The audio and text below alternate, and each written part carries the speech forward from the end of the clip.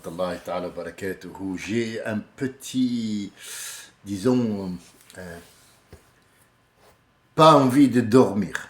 J'ai voulu un petit peu avancer les choses par rapport aux gens qui me suivent et qui sont en pleine recherche. Alors, il y en a un qui m'a dit, j'espère ne pas me noyer en te suivant, ne t'inquiète pas. Celui qui nage dans cet océan de science, cet océan de savoir ne se noie jamais. Sauf si tu vas dans un autre océan, là tu peux te noyer effectivement. Ce que je vous donne, en fait, je sors de la route normale pour les gens, qui est normale. Ça veut dire qu'il y a quelqu'un qui vient sur un plateau et qui se dit « Oui, la physique quantique de quantique et de quantico et gizmosmas de la lumière vitesse à la peuple des noms qu'ils ont inventés et qui font de cette personne quelqu'un d'intéressant ou de leur science intéressante. Vous vous rendez compte qu'on est en 2026 là, et toujours on croit que l'être humain, qui est le plus grand menteur du monde, l'américain, est monté sur la Lune. En fait, il n'est même pas monté sur le dos d'un âne. C'est pour vous dire. Alors, on parle de quantique, de machin, de physique, de machin, mais il n'a pas réussi à sortir de l'atmosphère terrestre. Problème. La Terre, il en a fait une déchetterie autour. C'est ce truc-là, ces morceaux qu'il envoie, et que l'attraction que provoque la Terre en tournant sur elle-même et autour du Soleil empêche quoi que ce soit de sortir ou de rentrer. Il restera en train de tourner là-bas, et c'est ce qu'on trouve fi Surat Ar-Rahman, yursalu alaykum, quand vous essayerez de sortir, yursalu alaykum shawab. Alors, l'astronome, le dernier astronome ou astrophysicien, il a dit qu'un petit boulon comme ça pourrait causer de très graves fractures sur n'importe quel engin qui pourrait essayer de sortir. Un boulon. Alors imaginez combien de satellites tournent autour de la Terre. Allez voir les images qui sont projetées par, soi-disant, l'intelligence artificielle, enfin la machine qu'on a créée qui s'appelle ordinateur, et il vous montrera en temps réel ce qu'il y a autour de la Terre. C'est que du cuivre et du feu, donc ce qui nous ramène à ce Coran. Alors pourquoi mon langage il est aussi simple et qui n'est pas ça, très compréhensif, très simple, très ouvert, mais on va pas le voir. Pourquoi? Parce que je dis la ilaha illallah. Lui il s'appelle, je sais pas moi, Claude ou Philippe ou un truc comme ça, moi je dis la ilaha illallah, ça ne correspond pas. Lui il parle de physique quantique parce qu'on lui a donné un diplôme, je sais pas qui lui a donné ce diplôme, mais celui qui lui a donné un diplôme, il peut pas être terrestre, il peut être extraordinaire, et il lui a donné le titre de diplôme philosophe, diplôme, je sais pas quoi, diplôme, d'où tu as apporté le diplôme? Ben je sais pas, on s'est réunis, on a décidé, on a dit tiens, voilà, c'est bien. Donc voilà la différence qu'il y a. Moi ça me gêne pas personnellement, mais je voulais vous dire des choses aujourd'hui qui vont peut-être vous laisser un petit peu perplexe. Je vais vous les dire quand même. Pourquoi? Parce que nous rentrons dans Idriss. Et avant de rentrer dans l'histoire d'Idriss, qui va vous sembler très courte, mais elle n'est pas aussi courte que ça, puisqu'elle va donner l'image de la vraie vie qu'on vit. Allah Azza wa Jal l'a mis dans 5. La vie sur terre, dans 5 choses qui sont très importantes. Vous croyez que vous êtes en train de vivre seul. Tu ne peux rien faire seul. Seul, c'est la guerre. La seule chose que tu peux faire quand tu es seul, c'est la guerre. D'abord, tu vis avec Dieu subhanahu wa ta'ala est celui qui a créé tous ces cieux et toi, et il t'a mis dedans. Donc nous, on n'est pas capable de voir tout ça parce qu'on est à l'intérieur de l'entité, si tu veux. On est à l'intérieur du savoir d'Allah. C'est même pas un corps, c'est le savoir. Donc en fait, ce savoir-là, il y a des anges qui s'en occupent. C'est pas parce que Dieu ne peut pas, c'est parce que c'est géré comme ça, et il nous les a nommés. Quand j'ai vu, j'étais plus jeune que ça, 20 ans, quelque chose comme ça, j'ai vu, je ne sais plus quel numéro, mais c'est dans Juz Amma, le dernier chapitre du Coran, Juz Amma, et je crois bien l'avoir ici, excusez-moi, je vais vous dire, ça c'est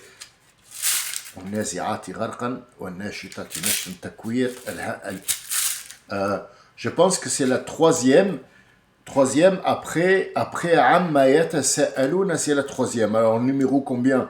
Je sais pas trop. C'est peut-être important, c'est pas important pour l'instant, mais disons que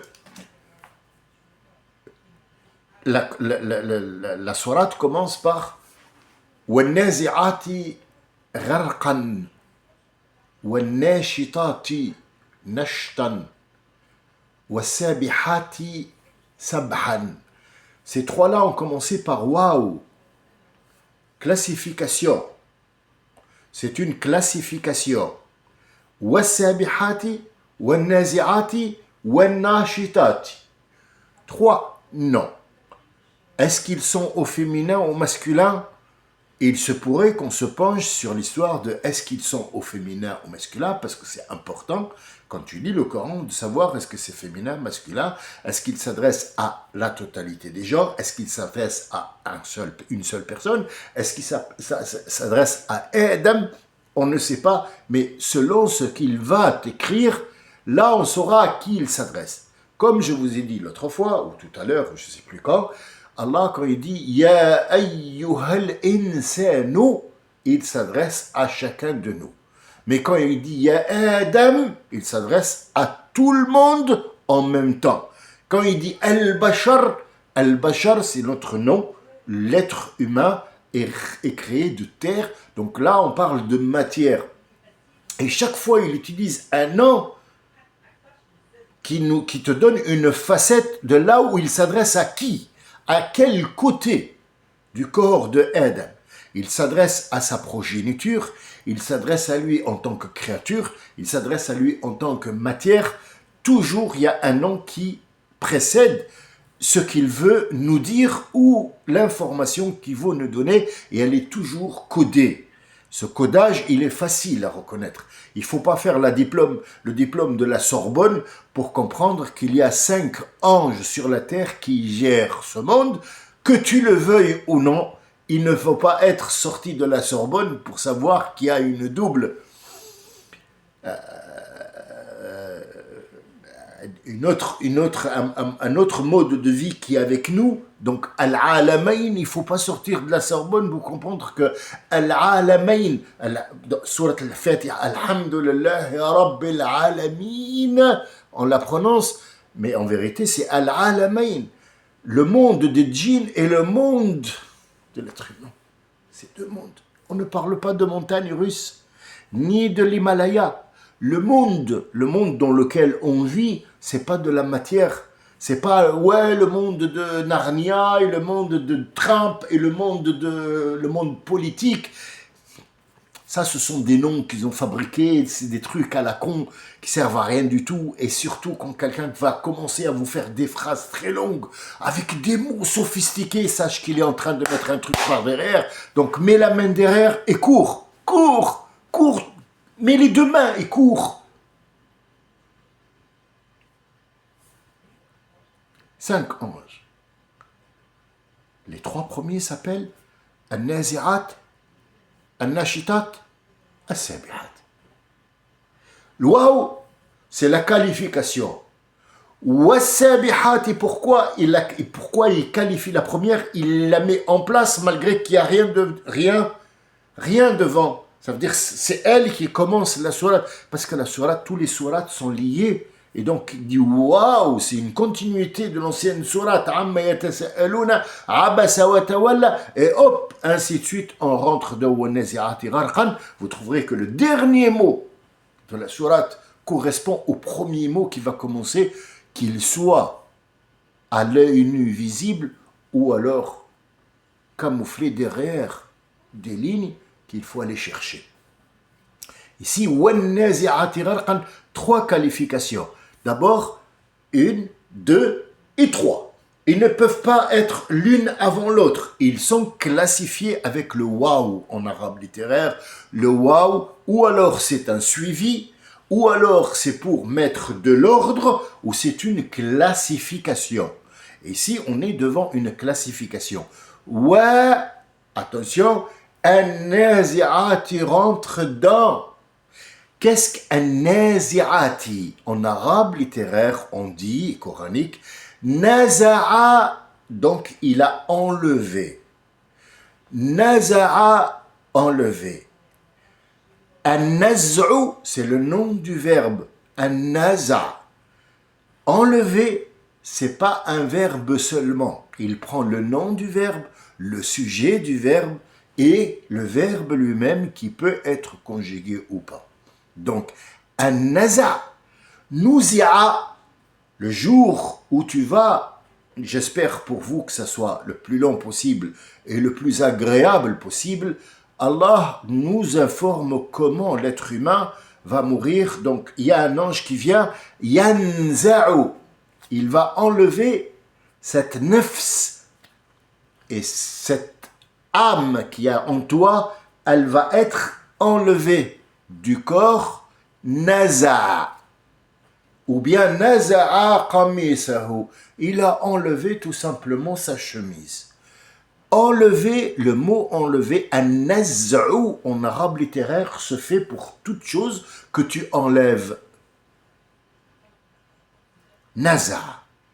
Ici, le nom de celui ou celle ou la chose ou l'entité qui a pris le verbe et qui s'est mis de temps pour le faire, ça veut dire celui qui exécute, an-naza, s'appelle an-naza pour le masculin, an-naza. Moi, c'est quoi ton travail?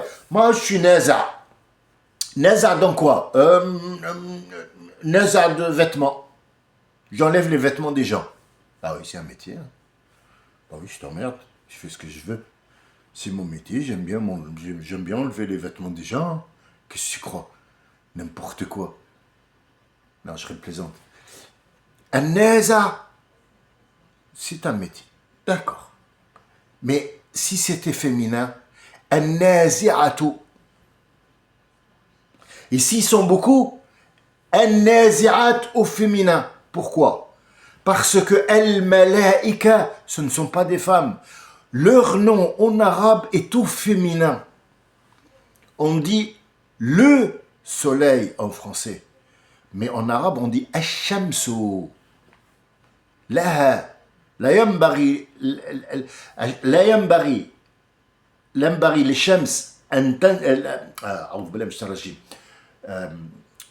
لا ينبغي الشمس لا ينبغي لها أن تدرك القمر. لها féminin. Laha, pour un garçon, on dit lahu, pour lui, pour elle. Laha, pour ta fille, tu dis ah, j'ai apporté un gâteau. C'est pour qui? Laha, tu parles avec ta femme. Laha, ah, c'est pour elle. Il n'a pas dit son nom, c'est pour elle. Si c'est par exemple pour sa fille, elle dit pour Yasmine. La plupart des pères disent pour Yasmine. Non, non, c'est pas pour Mokhtar, c'est pour Yasmine. Ça peut être un Thierry aussi, on s'en fout. Hein. Ou, je sais pas, Nedia, Sonia, on s'en fout. Mais pour elle, laha. Pour lui, lahu. Ici, an-naza, celui qui enlève. An-naza, celui qui enlève. On enlève. Quoi? Ici, il n'y a rien qui nous dit qu'est-ce qu'elle va enlever. C'est à toi de deviner à partir de ce qui va venir après. An-nazi'at, ce sont le nom au féminin, parce qu'il est au féminin, mais l'ange n'a pas de sexe. Ils sont asexués. Donc, An-Nazi'ati, c'est un groupe d'anges. L'ange, en français, prend le nom au masculin. An-Nazi'ati, gharqan. Al-gharq, ici, mes amis, al-gharq, en arabe littéraire, gharq, ici, c'est toujours dans l'eau. Ça veut dire qu'il est noyé. Mais tant qu'il n'y a pas le mot maout, ça reste quelqu'un qui est noyé dans quelque chose. Ça peut être de l'eau, mais il doit être suivi avec maout, parce que celui qui est dans l'eau, sûrement, il va se noyer à moins qu'il sache nager. Ou alors, on est dans les problèmes. Aussi, on est noyé dans un merdier pas possible. On peut être noyé dans sa propre merde. On peut être noyé dans son vomi. On peut être noyé dans l'amour d'une femme. Vous voyez, en français, même en français, le mot noyer ne s'utilise pas que pour quelqu'un qui va se noyer dans l'eau, dans la mer. Mais l'utilisation première du mot gharq ou ghariq, al-ghariq, c'est celui qui est dans l'eau. Al-ghariq, c'est le noyé. Al-ghariqu, c'est un nom. Le nom d'un verbe, parce que du moment qu'il est noyé, c'est qu'il sait où on l'a noyé, et être noyé ou se faire noyer, c'est un verbe. On est toujours dans le mouvement. Le verbe en arabe, c'est un mouvement. Et ça dépend de qui l'utilise et qui va prendre le nom de ce verbe, qui est un mouvement, pour dire « moi j'ai fait le mouvement ». On dit « un électricien », on ne peut pas dire « parce qu'il a électrisé ». Non. Ça, c'est en français. C'est limité en français. En arabe, c'est très large. C'est large, mais tu peux y aller, vas-y. C'est un terrain de jeu, mais incroyable. An-Nazi'ati gharqan. Il n'y a pas An-Nazi'ati de al-gharq. Ceux qui déshabillent ou ceux qui enlèvent la noyade. Pas du tout. C'est très subtil. En fait, celui qui la lit, ou il ne comprend pas, ou alors il va chercher ailleurs. Alors beaucoup ont cherché. Ibn Kathir, Ibn Machin, les trucs, les anciens, je les ai tous lus. Ils sont tous à côté de quelque chose. Ils passent tous à côté de quelque chose. C'est pas parce que moi je sais, pas du tout. C'est parce que à l'époque, ils n'ont pas lu ou ils n'ont pas utilisé une lecture nouvelle et ils n'ont pas pris en compte qu'il y a un monde où il y a des téléphones qui s'appellent 2026, par exemple. Ils ne savent pas. Donc leur explication reste péjorative, un petit peu sur les bords, mais de temps en temps très loin. Est-ce que ces gens-là, on va les jeter? Pas du tout. C'est une première prise, et après on se rend compte qu'on est en 2026, tout a changé. Tu ne peux pas me dire, oui, le prophète mangeait par terre. Déjà, le prophète n'a jamais mangé par terre. Ferme ta gueule, déjà une. Oui, non, mais à jamais. Non, mais jamais. N'essaye même pas de parler. Comment ça, le prophète, il mangeait par terre? Par terre de quoi? Quel par terre? Il n'y a que le chien qui mange par terre. Il n'y a pas d'être humain qui mange par terre.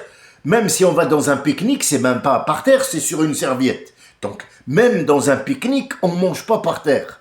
Mais par rapport à l'endroit dont l'habitude, une table, quand est-ce que tu as une table, connard? C'est maintenant que tu as une table. Quand est-ce que tu parles de la table? Moyen-Âge, il y avait des tables. Il y avait un morceau de bois qu'on mettait parce que le roi était là. Tout le reste était par terre. Oui, par terre comme un chien. Il attendait qu'on lui jette. On ne me casse pas les couilles. Réfléchis un peu. Voilà. Oui, non, mais je m'énerve. Oui, je m'énerve. Voilà. Et il m'agresse, il me dit table. Voilà. Bref. Vous vous rendez compte que je suis en train de faire l'idiot. Enfin, j'espère. Bah oui, mais ça fait partie du charme. Comment faire euh, faire rappeler à quelqu'un une histoire quand l'idée aussi vient mélanger des gestes inhabituels, comme ça tu as les gars et ça l'a fait rire, donc du moment que ça l'a fait rire, le mot il est là, donc ça fait partie de tout ça, il faut que tu t'en souviennes. Donc ici, elle va enlever quoi? Elle va enlever la noyade de quoi? C'est ça le problème. Mais laissons وَالنَّازِعَاتِ غَرْقًا. Ici, on a وَالنَّازِعَاتِ غَرْقًا, noyade. Waouh, encore classification qui vient tout de suite après. وَالنَّاشِطَاتِ نَشْطًا. النَّاشِطَات. النَّشْطُ en arabe littéraire, c'est l'habilité ou le mouvement tout simplement, ou l'habilité du mouvement. An-nashat, ça veut dire quelqu'un qui est plein d'énergie. Hein? Et le mot énergie ici, il est faux, parce que l'énergie, c'est ce que tu as mangé. Et nous ne parlons pas de l'énergie, nous parlons du mouvement. Nashit, quelqu'un de nashit, quelqu'un qui bouge dans tous les sens, il est nashit. Mais il y a un autre mot en arabe aussi qui vient ici, et il peut faire confusion, il peut donner confusion, c'est as-sa'i. Les Nord-Africains l'ont pris de traviole. As-sa'i, ça veut dire va travailler, apporte des sous. Donc on est dans la mouise. On nage dans la boue, comme le cas qui confond entre Kabylie et la Kabylie. Pareil. C'est pareil. Donc ici, an-nashat, c'est le mouvement, l'habilité. Hop, il est plein d'énergie, il est là. An-nashitati, c'est toujours par rapport aux anges. Le mot ange en arabe, je le redis, il est féminin. An-nashitati, c'est un groupe d'anges qui bougent. Est-ce qu'un ange a une forme, des mains, une bouche pour bouger? Allez, on va bouger. Bonjour, je suis l'ange Mokhtar. Je suis de passage. Bonjour. Non. Le mouvement, il peut être silencieux, il peut être provoqué par un être humain, et tu peux bouger énormément dans ta tête, dans tes pensées, sans avoir le moindre mouvement extérieur. Tu es en train de voyager dans le temps. Regarde, par exemple, chacun de vous va se rappeler le jour où son père lui a apporté un cadeau, par exemple. Ou l'a tapé. Pareil. Tu vois,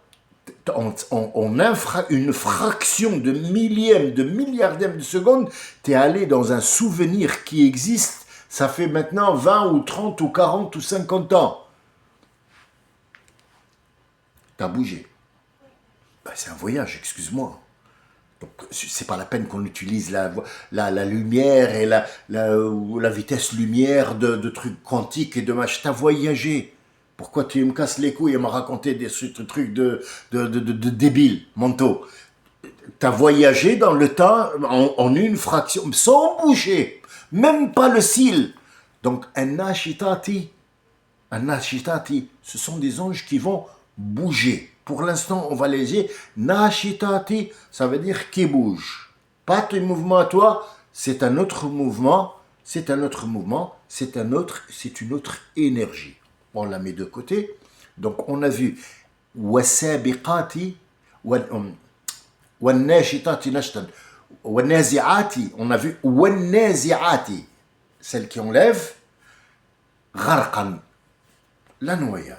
Maintenant, on voit wannashitati, celle qui bouge, nashtan, ça veut dire énergie d'énergie. Oula, ici on parle, par exemple, comme on dirait, on a découvert l'électricité, mais cette électricité, il faudrait la catégorier, la mettre en catégorie plutôt. Ça veut dire que ça, c'est 5000 volts, on va la mettre en 2000 volts, puis jusqu'à ce qu'on ait 220 volts ici, ou alors on a des piles à 1 volt, et puis il y a d'autres électricités. Oui, il y a l'électricité statique, il y a l'électricité avec laquelle on fait marcher Internet, parce que ce sont des ondes. En fait, elle est classifiée. Donc, والناشطة, je dis le mouvement qui est dans un autre mouvement. Ça veut dire qu'il y a une énergie, ceux qui font l'énergie dans une sorte d'énergie. On les met de côté. Troisième qualification, clac. والسابحات سبحا والسابحات سبحا. السابحات ici, ça peut prendre deux sens. Ou bien on dit al-musabbahat, c'est ceux qui font at-tasbih. Nous avons dit que at-tasbih, l'Allah Azza wa Jal, quand on dit subhanallah, quand on dit par exemple Allah a dit subhanahu, elle doit absolument être après. Pourquoi? Parce que tu as utilisé un mouvement humain qui ne va pas sur Sa Majesté Allah. Parce que c'est une entité, c'est une force, c'est quoi? On ne peut pas savoir. Quand tu es à l'intérieur du savoir de ce qu'on appelle Allah, tu ne peux pas avoir d'image. Pourquoi? C'est simple, Allah t'a répondu. Moussa t'a devancé et a posé la question, il lui a dit, Ya Rabbi, fais-moi voir. Il n'a pas dit je veux voir, il lui a dit fais en sorte que je vois. Erini, en arabe littéraire, pas uridu an ara. Là, ce serait Moussa qui serait un âne, parce qu'il a dit je veux voir, sachant qu'il ne peut pas voir, mais Moussa il est conscient que son corps, son cerveau, tout ce qu'il a de sophistiqué en lui ne peut pas voir Allah, ne peut pas. C'est trop gros pour lui. Il crame. Il a dit à Moussa, je ne peux pas te faire voir. C'est pas que je ne peux pas, c'est que ta création a été comme ça. Tu ne peux pas, je t'ai créé que tu ne peux pas me voir, mais tu me verras après la mort. Tu me verras, et pas tout le monde. Tu verras qu'un voile. Après, c'est une autre histoire. Me voir, c'est une autre histoire. Après, on n'est pas là encore. Il me faut, des années encore. Bien. Il a tenu bon. Il a voulu absolument que Dieu fasse en sorte que son corps puisse. Puisqu'il a entendu l'histoire de Idriss. Il sait que Idriss est monté à une certaine altitude dans le 4e ciel. Donc voilà, je spoil un petit peu. Le 4e ciel. Donc lui, il a dit, si ce cas-là, et que Dieu me parle à moi avec une voix à moi, c'est que je suis Kalimleh, je suis le seul sur terre qui Dieu a parlé, donc au moins je pourrais quand même le voir. Donc le 1, tu lui donnes un doigt, il te bouffe le bras en entier. Il lui a dit, regarde cette montagne. Si elle va se stabiliser, cette montagne il reste en place, après que je lui parle comme je te parle à toi, là, je me montrerai à toi. Mais à peine, Allah subhanahu wa ta'ala, à peine a ordonné à la montagne qu'il allait lui parler, elle est devenue sable. Elle s'est décomposée. Du coup, Moussa a eu une entrevue. Entrevue, ça veut dire il y a eu une brèche où il a vu le monde du premier ciel. Il l'a dit après son réveil parce qu'il a été complètement abruti. Donc apparemment, ça, ce sont des Israéliennes. C'est pas des informations qui sont vérifiées. Il a eu la tête qui bouillonnait, il avait de la fumée qui sortait. Bon, ça c'est Bani Israël qui raconte des conneries, mais il a été vraiment évanoui. Il s'est évanoui tellement c'était trop fort pour lui. Il a dit ça, j'ai vu le premier ciel, mais donc je ne peux pas voir si le premier ciel m'a fait ça. Le reste du ciel et le reste des cieux, c'est quoi? Et alors, maintenant, parler de Dieu, c'est quoi encore après? C'est pas, tu vois, le gars, il demande à voir Dieu. Ouais, moi, je crois que ce que je vois, mais t'as déjà senti ta merde? Parce que moi, je sais que le soleil, tout simple, le soleil, tu ne peux pas le regarder en une seconde. Comment tu veux voir Dieu? Espèce de connard. Hein? Dis-moi. Non, non, non, non, moi je suis pas scientifique, je suis pas de parler langage, machin, un truc. Oui,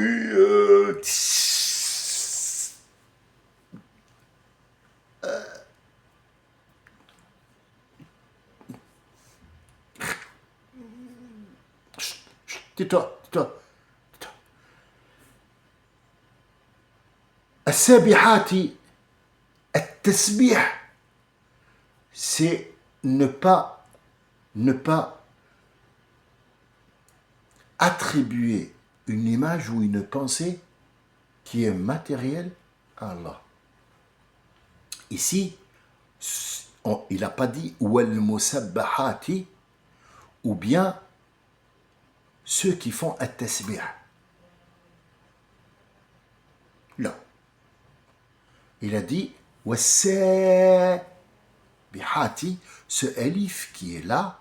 Inch'Allah, on apprendra ensemble l'arabe littéraire. Vous allez voir que l'alif, quand il se met derrière les lettres, il les fait tous crier. C'est un tombeur ce alif. Alif, c'est la première lettre de l'alphabet arabe littéraire. Et donc, pour l'anecdote, c'est un bâton. Donc, le bâton, quand tu le mets derrière n'importe quelle lettre, les 28 plus les deux autres, ça fait les 30, il les fait tous crier. Par exemple, on va prendre le B. Bon, c'est pas l'équivalent en français. Hein. B.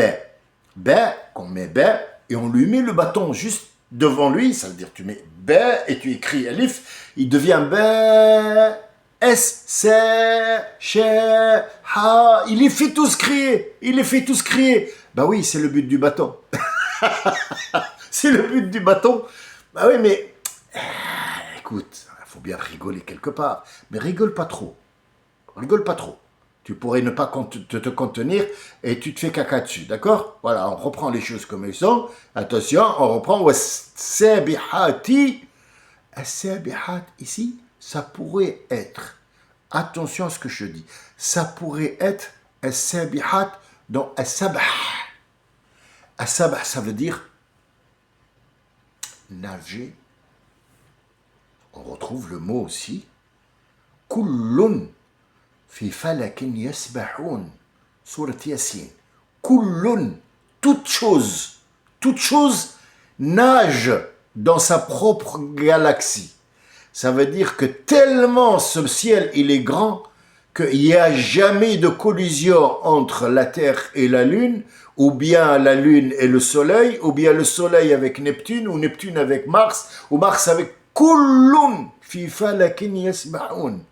Tous nagent dans une galaxie à elle tout seul, qui pour vous, à l'œil nu, vous semble proche. Il y a deux étoiles, mais c'est deux galaxies différentes. Vous voyez ce qu'on voit ici, ce que je suis en train de vous dire ici, c'est des choses qui ne vous diront pas. Parce que moi je dis la ilaha illallah. Lui, il peut reprendre mes propos et les mettre dans, oui, le truc quantique de Fantique, et puis après c'est les 4 fantastiques et Superman qui a bien sûr enculé Spider-Man. C'est tout à fait logique, bien sûr. Ah oui, c'est tout à fait normal. Donc bref, As-sabihati ici, c'est la nage. Seul, celle, au féminin, l'ange en arabe c'est féminin, celle, un groupe de celles qui nagent. Nage dans quoi? On peut nager dans les problèmes comme on peut se noyer dans les problèmes. Un problème aussi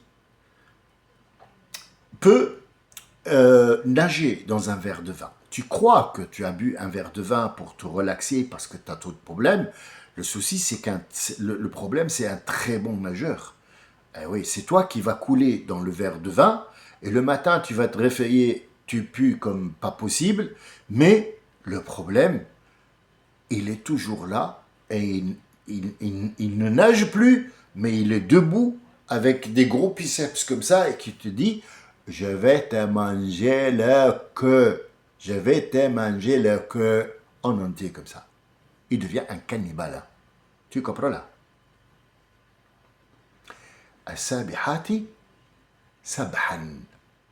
As-sabhan, C'est un mot comme nashtan, c'est pour insister que cette nage-là, ou cette brasse, ce truc, c'est pas anodin. Il faut faire attention à ça, parce que ça va être très important quand ils le répètent 2 fois. Ça veut dire qu'ils ne font que ça, et ça encore, c'est très dur. Donc on a وَالنَّازِعَاتِ وَالنَّاشِطَاتِ وَالسَّابِحَاتِ. Après, on passe fal, fal, fa, fa al-fawr, qu'on a vu l'autre fois. Fa, c'est tout de suite. Al-fa, ça veut dire qu'il n'y a pas de temps. On est en même temps dans le passé, mais on vit dans le présent, qui est lui-même le futur, qui est devenu un passé. Il n'y a pas de temps. Le temps n'existe pas. On est en train de faire tout en même temps. Mais pour avoir une logique humaine et pour que tout ça ait un sens pour lequel tu vas être ou tu vas rendre des comptes ait un sens, il faut absolument qu'il y ait des règles, qu'il y ait des lois qui gèrent cette atmosphère-là. Cette atmosphère-là n'est pas gérée par toi. Tu peux tuer des gens comme tu veux. Tu peux faire le mal comme tu veux. Tu peux posséder ce que tu veux. Tu peux dire ce que tu veux. Tu as la télé, fais ton cinéma. Monte sur les marches ou descends des marches de Cannes ou de Nice ou de ce que tu veux. Mais sache que tu ne sais rien. Tu ne sais absolument rien. Je vous donne rendez-vous demain, Inch'Allah. Assalamu alaikum wa rahmatullahi wa barakatuh.